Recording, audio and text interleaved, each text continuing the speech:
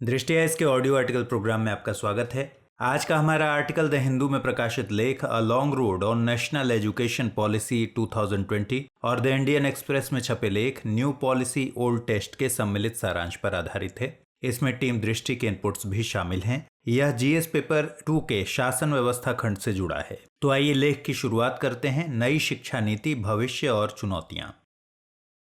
हमारे वीडियो अंग्रेजी में देखने के लिए फॉलो करें हमारा ही दूसरा यूट्यूब चैनल दृष्टि IAS इंग्लिश।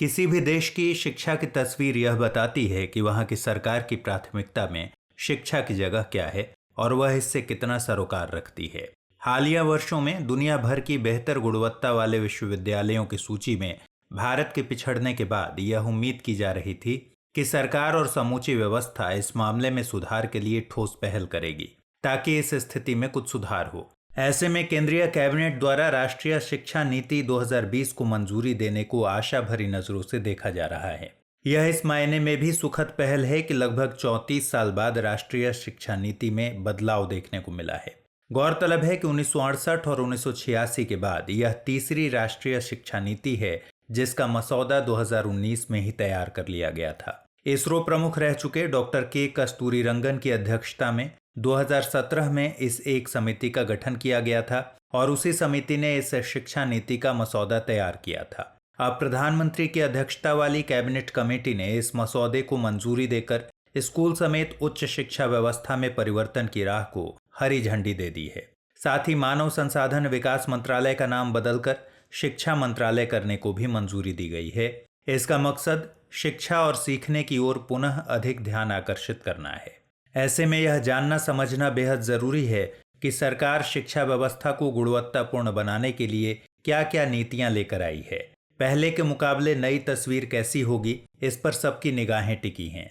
साथ ही इस नई नीति की कई बिंदुओं पर आलोचना और विरोध भी शुरू हो गया है। विशेषज्ञ कई तरह की खामियों की तरफ इशारा कर रहे हैं। लिहाजा नई शिक्षा नीति के सभी सकारात्मक और नकारात्मक पहलुओं पर चर्चा जरूरी है। आइए विचार करते हैं। सबसे पहले स्कूली शिक्षा में हुए बदलाव पर एक नज़र डालते हैं। नई शिक्षा नीति में 10+2 के फॉर्मेट को पूरी तरह खत्म कर दिया गया है। अभी तक हमारे देश में स्कूली पाठ्यक्रम 10+2 के हिसाब से चलता है, लेकिन अब ये 5+3+3+4 के हिसाब से होगा, जो क्रमशः 3 से 8, 8 से 11, 11 से 14 और 14 से 18 साल तक की उम्र के बच्चों के लिए है। फाउंडेशन स्टेज के तहत पहले 3 साल बच्चे आंगनबाड़ी में प्री स्कूलिंग शिक्षा लेंगे। फिर अगले 2 साल कक्षा 1 एवं 2 में बच्चे स्कूल में पढ़ेंगे। इन 5 सालों की पढ़ाई के लिए एक नया पाठ्यक्रम तैयार होगा। प्रिपरेटरी स्टेज के तहत कक्षा 3 से 5 तक की पढ़ाई होगी। इस दौरान प्रयोगों के जरिए बच्चों को विज्ञान, गणित, कला आदि की पढ़ाई कराई जाएगी। मिडिल स्टेज में कक्षा 6 से 8 की कक्षाओं की पढ़ाई होगी और इन कक्षाओं में विषय आधारित पाठ्यक्रम पढ़ाया जाएगा। कक्षा 6 से ही प्रोफेशनल और कौशल विकास कोर्स भी शुरू किए जाएंगे। स्थानीय स्तर पर इंटर्नशिप भी कराई जाएगी। व्यावसायिक शिक्षा और कौशल विकास पर जोर देने का मकसद बच्चों को स्कूली शिक्षा के दौरान ही रोजगार हासिल करने के लायक बनाना है। सेकेंडरी स्टेज में कक्षा 9 से 12 की पढ़ाई 2 चरणों में होगी, जिसमें विषयों का गहन अध्ययन कराया जाएगा। इसमें विषयों को चुनने की आज़ादी भी होगी। पहले 10+2 व्यवस्था के तहत सरकारी स्कूलों में प्री स्कूलिंग नहीं थी। कक्षा 1 से 10 तक सामान्य पढ़ाई होती थी और कक्षा 11 से विषय चुनने की आज़ादी थी। पहले 6 साल में पढ़ाई शुरू होती थी, लेकिन अब नई नीति के तहत 3 साल में ही बच्चे की पढ़ाई शुरू हो जाएगी। 10वीं और 12वीं की बोर्ड परीक्षाओं में बड़े बदलाव किए जाएंगे। नई नीति के तहत कक्षा 3, 5 और 8वीं में भी परीक्षाएं होंगी, जबकि 10वीं एवं 12वीं की बोर्ड परीक्षाएं बदले स्वरूप में जारी रहेंगी। साल में 2 बार परीक्षाएं कराई जाएंगी, एक में ऑब्जेक्टिव और दूसरे में सब्जेक्टिव फॉर्मेट में परीक्षा ली जाएगी। बोर्ड परीक्षा में मुख्य जोर ज्ञान के परीक्षण पर होगा ताकि छात्रों में रटने की प्रवृत्ति खत्म हो। इस लिहाज से सरकार की यह सोच बेहद स्वागत योग्य है। नई शिक्षा नीति में 5वीं तक और जहां तक संभव हो सके 8वीं तक शिक्षा का माध्यम मातृभाषा, स्थानीय या क्षेत्रीय भाषा ही होगी। मोटे तौर पर कहें तो बच्चे द्वारा बोली जाने वाली भाषा और शिक्षा के माध्यम के बीच पुल का काम करने के लिए स्थानीय या मातृभाषा में शिक्षा देने का प्रावधान किया गया है। विदेशी भाषाओं की पढ़ाई सेकेंडरी लेवल से होगी, यानी 9वीं कक्षा से बच्चे विदेशी भाषा ले सकेंगे। विद्यार्थियों को स्कूल के सभी स्तरों और उच्च शिक्षा में संस्कृत को एक विकल्प के रूप में चुनने का मौका दिया जाएगा। त्रिभाषा फॉर्मूला के तहत राज्य, क्षेत्र और छात्र की पसंद को प्राथमिकता दी जाएगी, जिनमें कम से कम 2 भारतीय भाषाएं होंगी। उदाहरण के लिए मुंबई में अगर कोई छात्र मराठी और अंग्रेजी सीख रहा है तो उसे तीसरी भाषा कोई भारतीय पढ़नी होगी। इसमें किसी भी विद्यार्थी पर कोई भी भाषा थोपी नहीं जाएगी। भारत की अन्य पारंपरिक भाषाएं और साहित्य भी विकल्प के रूप में उपलब्ध होंगे। अब उच्च शिक्षा के लिए हुए ऐलान पर नजर डालते हैं। उच्च शिक्षा में पहली बार मल्टीपल एंट्री और एग्जिट सिस्टम लागू किया गया है। आप इसे ऐसे समझ सकते हैं कि अगर कोई छात्र बीच में ही कोर्स छोड़ देना चाहता है तो उसके साल बर्बाद नहीं होंगे। अगर 4 साल का अंडर ग्रेजुएट कोर्स है तो 1 साल के बाद कोर्स छोड़ने पर सर्टिफिकेट, 2 साल के बाद डिप्लोमा, 3 साल पर कोई इंटरमीडिएट सर्टिफिकेट और 4 साल बाद कंप्लीट डिग्री मिलेगी। इससे उन छात्रों को बहुत फायदा होगा जिनकी पढ़ाई बीच में किसी वजह से छूट जाती है। अगर वह कुछ साल बाद किसी दूसरे कोर्स में दाखिला लेते हैं तो पहले वाले कोर्स का सर्टिफिकेट या डिप्लोमा को इस नए कोर्स में अहमियत दी जाएगी। इसे क्रेडिट ट्रांसफर कहा जा सकता है। विभिन्न उच्च शिक्षण संस्थानों से प्राप्त अंकों या क्रेडिट को डिजिटल रूप में सुरक्षित रखने के लिए एक एकेडमिक बैंक ऑफ क्रेडिट होगा, ताकि अलग अलग संस्थानों में छात्रों के प्रदर्शन के आधार पर उन्हें डिग्री प्रदान की जा सके। नई शिक्षा नीति के मुताबिक यदि कोई छात्र इंजीनियरिंग कोर्स को 2 वर्ष में ही छोड़ देता है तो उसे डिप्लोमा प्रदान किया जाएगा। इससे इंजीनियरिंग छात्रों को बड़ी राहत मिलेगी। 5 साल का संयुक्त ग्रेजुएट मास्टर कोर्स लाया जाएगा। नई शिक्षा नीति में छात्रों को यह आज़ादी भी होगी कि अगर वे कोई कोर्स बीच में छोड़कर दूसरे कोर्स में दाखिला लेना चाहें तो वे पहले कोर्स से एक खास निश्चित समय तक ब्रेक ले सकते हैं और दूसरा कोर्स ज्वाइन कर सकते हैं। अब 3 साल का डिग्री कोर्स उन छात्रों के लिए होगा जिन्हें हायर एजुकेशन नहीं लेना है और शोध में नहीं जाना है। वहीं शोध में जाने वाले छात्रों को 4 साल की डिग्री करनी होगी। 4 साल की डिग्री करने वाले स्टूडेंट्स 1 साल में एमए कर सकेंगे। इसके बाद सीधे वह पीएचडी कर सकेंगे। इसके लिए अब छात्रों को एमफिल करने की जरूरत नहीं होगी। उच्च शिक्षा में 2035 तक 50% ग्रॉस एनरोलमेंट रेशियो पहुंचाने का लक्ष्य रखा गया है। उच्च शिक्षा पर अखिल भारतीय सर्वेक्षण 2018-19 के मुताबिक यह अनुपात महज 26.3% है। ग्रॉस एनरोलमेंट रेशियो किसी शिक्षा के स्तर पर कुल योग्य आबादी की वह संख्या है जो शिक्षण संस्थानों में दाखिला ले चुके हैं। उदाहरण के लिए अगर उच्च शिक्षा में दाखिला लेने लायक आयु वर्ग के कुल छात्रों की आबादी 100 है लेकिन केवल 60 छात्रों ने ही दाखिला लिया है तो यह अनुपात 60% कहलाएगा। यही कारण है कि उच्च शिक्षा में इस अनुपात को बढ़ाने के लिए 3.5 करोड़ नई सीटें जोड़ने की बात कही गई है। यह नीति 2030 तक या उसके बाद हर जिले में कम से कम एक बड़ी मल्टी डिसिप्लिनरी या बहुविषयक संस्था बनाने पर ध्यान केंद्रित करने की बात करती है। इसके तहत तकनीकी संस्थानों में भी आर्ट्स और ह्यूमैनिटीज के विषय पढ़ाए जाएंगे। आईआईटी समेत देश भर के सभी तकनीकी संस्थान हॉलिस्टिक अप्रोच यानी समग्र दृष्टिकोण अपनाएंगे। साइंस, आर्ट्स या कॉमर्स जैसा कोई विभाजन नहीं होगा। छात्र अपनी पसंद के कोई भी विषय चुन सकेंगे। इसे बहुत बड़ा बदलाव माना जा रहा है। मेडिकल और लॉ को छोड़कर सभी उच्च शिक्षा के लिए higher education commission of India बनाया जाएगा जो यूजीसी की जगह लेगा। आईआईटी और आईआईएम के दर्जे की मल्टी डिसिप्लिनरी एजुकेशन और रिसर्च यूनिवर्सिटी बनाई जाएगी।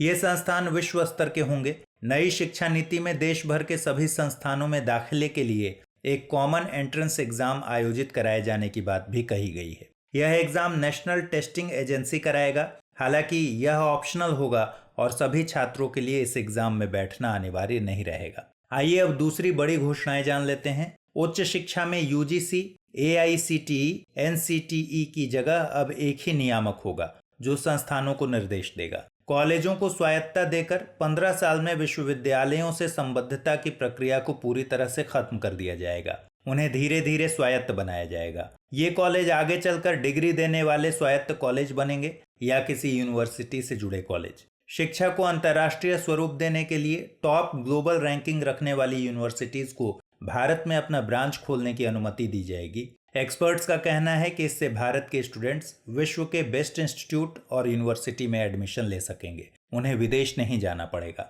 शोध करने के लिए और पूरी उच्च शिक्षा में एक मजबूत अनुसंधान संस्कृति व अनुसंधान क्षमता को बढ़ावा देने के लिए एक शीर्ष निकाय के रूप में नेशनल रिसर्च फाउंडेशन यानी एनआरएफ की स्थापना की जाएगी। इसका मकसद यूनिवर्सिटीज के जरिए शोध की संस्कृति को सक्षम बनाना है। एनआरएफ स्वतंत्र रूप से सरकार द्वारा एक बोर्ड ऑफ गवर्नर्स द्वारा शासित किया जाएगा।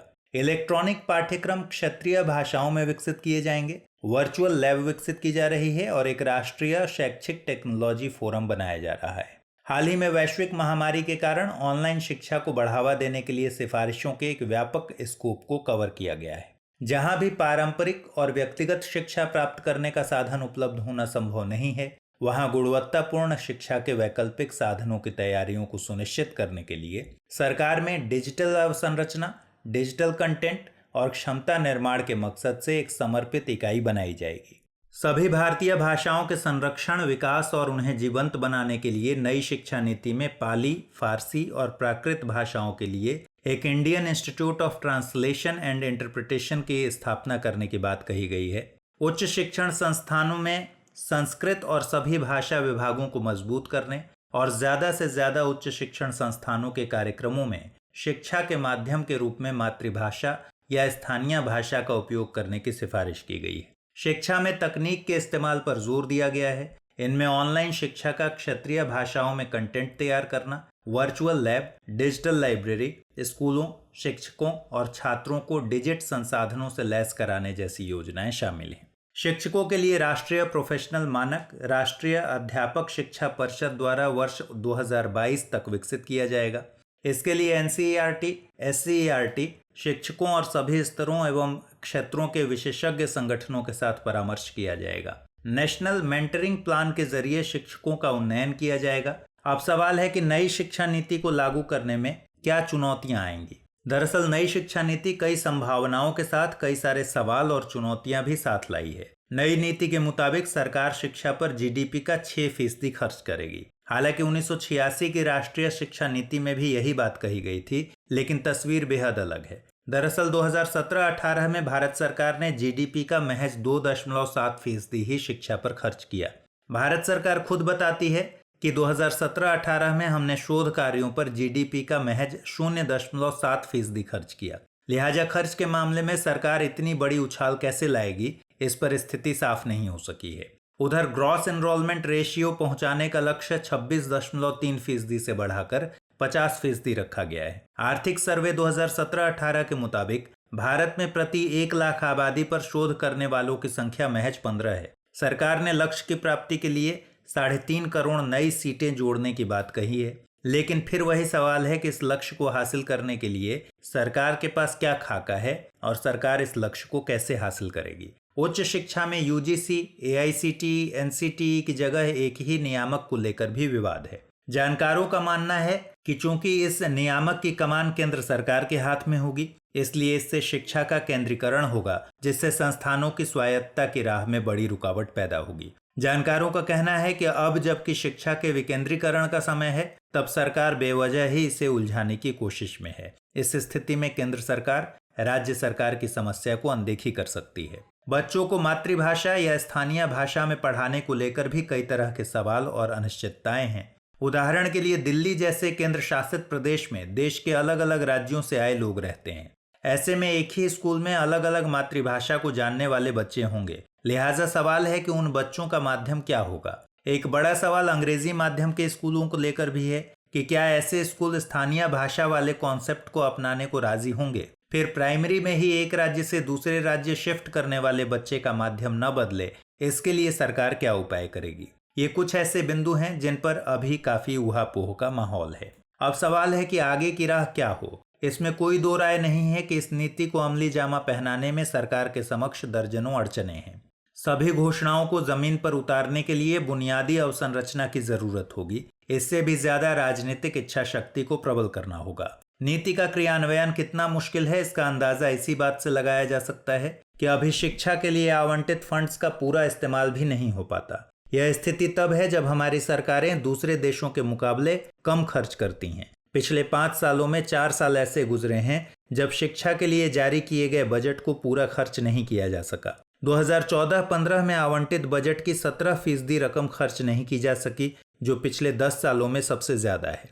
शिक्षा में सुधार के लिए यह सबसे जरूरी है कि शिक्षण संस्थाओं की स्वायत्तता को कायम किया जाए। सरकार को अपने 200 शीर्ष रैंक वाले विश्वविद्यालयों को पूर्ण शैक्षणिक, प्रशासनिक और वित्तीय स्वायत्तता प्रदान करना चाहिए ताकि वे वैश्विक नवाचार को बढ़ावा देने के लिए अपडेटेड कोर्स में विविधता ला सकें। हमने पहले भी जिक्र किया कि भारत अनुसंधान और नवाचार पर बहुत कम खर्च करता है। 2017-18 में हमने शोध कार्यों पर जीडीपी का महज 0.7% खर्च किया, जबकि इसी दौरान पड़ोसी देश चीन ने 2.1, अमेरिका ने 2.8 और इजराइल ने 4.3% शोध कार्यों पर खर्च किया। अब जबकि नई शिक्षा नीति भी नेशनल रिसर्च फाउंडेशन पर मुखर है, तब जरूरी है कि इसे फास्ट ट्रैक बेसिस पर स्थापित किया जाए। अनुसंधान और विकास के जरिए राष्ट्र निर्माण की दिशा में इस दूरदर्शी कदम के साथ भारत सरकार को एक प्रतिस्पर्धी आधार पर विश्वविद्यालय, प्रयोगशालाओं और अनुसंधान संस्थानों में प्रति वर्ष कम से कम 5,000 करोड़ रुपए आवंटित करने चाहिए। इससे इतर उच्च शिक्षा में वैश्विक पटल पर खुद को साबित करने के लिए हमें बुनियादी अवसंरचना को बेहतर करने पर गंभीर होना पड़ेगा, ताकि देश के टॉप यूनिवर्सिटीज ट्रेंड पीएचडी पैदा कर सकें। भारत के टॉप यूनिवर्सिटीज को हर साल 50,000 से अधिक पीएचडी पैदा करना होगा, तभी हमारे नवाचार और विशेषज्ञता प्रतिभा में सुधार हो सकेगा। नई शिक्षा नीति पर्यावरण, अनुसंधान और विकास, खेल, संस्कृति, चिकित्सा सुविधाओं पर भी जोर दे रही है। मौजूदा वक्त में भारतीय विश्वविद्यालयों में इन सभी जरूरतों को पूरा करने के लिए आवश्यक बुनियादी ढांचे की कमी है। इसके लिए जरूरी है कि भारत सरकार विश्वविद्यालयों को 20 से 30 साल तक के लिए दीर्घकालिक ऋण मुहैया कराए, ताकि वे अवसंरचना को बेहतर कर सकें। जहां एक और सरकार ग्रॉस एनरोलमेंट रेशियो में इजाफा चाहती है, वहीं शिक्षण संस्थानों में पेशेवर शिक्षा को बढ़ावा देने के लिए भी मुखर दिख रही है। इन दोनों ही लक्ष्यों की प्राप्ति के लिए केंद्र और राज्य सरकारों को चाहिए कि वे संस्थानों को समान रूप से विशेष पैकेज दें, ताकि अगले 10 साल में राष्ट्रीय औसत के बराबर इन संस्थानों में दाखिला सुनिश्चित किया जा सके। बहरहाल इस नई शिक्षा नीति को सरकार किस प्रकार लागू करेगी, यह तो भविष्य के गर्भ में है, लेकिन सरकार से यही उम्मीद की जा रही है कि केवल कागजी खाना पूर्ति के बजाय सही अर्थों में नीतियों को लागू करने की कोशिश की जाएगी। अगर ऐसा हो पाता है, तभी शिक्षा के क्षेत्र में हम आमूल चूल परिवर्तन की उम्मीद कर सकते हैं। आइए अब नोट करते हैं आज का सवाल। सवाल है, नई राष्ट्रीय शिक्षा नीति 2020 में उच्च शिक्षा के लिए मुख्य व्यवस्थाएं क्या क्या हैं? ये नीतियां शिक्षा के क्षेत्र में किस प्रकार सकारात्मक परिवर्तन लाएंगी, विवेचना कीजिए।